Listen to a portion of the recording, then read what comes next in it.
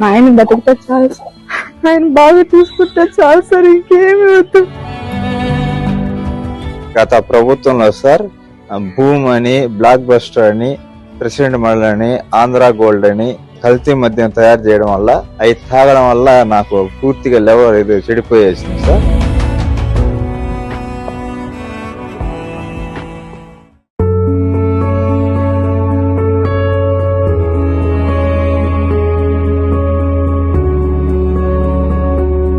ప్రాణాల కోసం పోరాడుతున్న ఈ వ్యక్తి పేరు బాలరాజు. వైసీపీ ప్రభుత్వ హయాంలో కల్తీ మద్యం తాగి ఇతని లివర్ చెడిపోయింది. దాదాపు ఏడాది కాలంగా చికిత్స తీసుకుంటున్నాడు. కానీ వైద్య ఖర్చులను భరించే స్తోమత లేక ఇప్పుడు ఇంటి వద్దే మందులు తీసుకుంటూ కాలం నెట్టుకొస్తున్నాడు.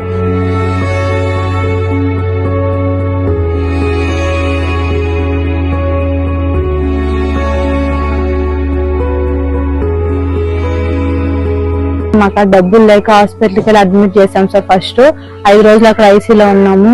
అతను మాకు డబ్బులు లేక మళ్ళీ వచ్చేసాం సార్.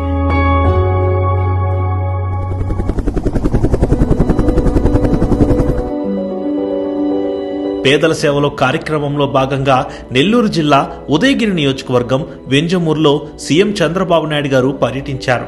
స్థానిక ఎస్సీ కాలనీకి చెందిన ఎర్రగొర్ల బాలమ్మ ఇంటికి పెన్షన్ అందించేందుకు వెళ్లారు.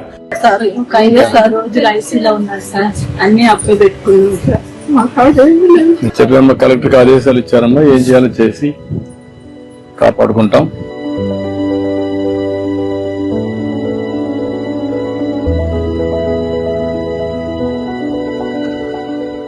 వైసీపీ ప్రభుత్వ హయాంలో కల్తీ మద్యానికి దాదాపు 30,000 మందికి పైగా యువకులు బలయ్యారు. లివర్ సమస్యలతో బాధపడుతున్న వారి సంఖ్య 14,000 నుండి 30,000కు చేరింది. న్యూరో పేషెంట్ల సంఖ్య 1,200 నుండి 12,000కు పైగా పెరిగింది. ధనదాహంతో జగన్ చేసిన లిక్కర్ కుంభకోణానికి ఫలితం నేడు బాలమ్మ లాంటి ఎన్నో కుటుంబాలు అనుభవిస్తున్నాయి. చంద్రబాబు నాయుడు గారిచ్చిన ధైర్యంతో తన భర్త ఈ పరిస్థితి నుండి బయటపడతారనే నమ్మకం వచ్చిందంటూ కూటమి ప్రభుత్వానికి కన్నీటితో కృతజ్ఞతలు తెలియజేసింది బాలరాజు భార్య ఉమా. ఇప్పుడు దేవుడిలాగా సీఎం గారు వచ్చారు సార్. వచ్చి మా ప్రాబ్లం అర్థం చేసుకొని మేము కష్టంలో ఉంటే ఆయన సహాయం చేస్తానని చెప్పారు సార్. కలెక్టర్ కూడా మాట్లాడాము, తప్పకుండా ఆపరేషన్ చేస్తాము అని చెప్పారు సార్. అంటే రేపు హాస్పిటల్కి వెళ్ళడానికి ఆయన అమౌంట్ ఇచ్చారు సార్. జాగ్రత్తగా వాడుకోమని, ఖర్చు పెట్టుకోకుండా ట్రీట్మెంట్కే వాడని అని చెప్పారు సార్.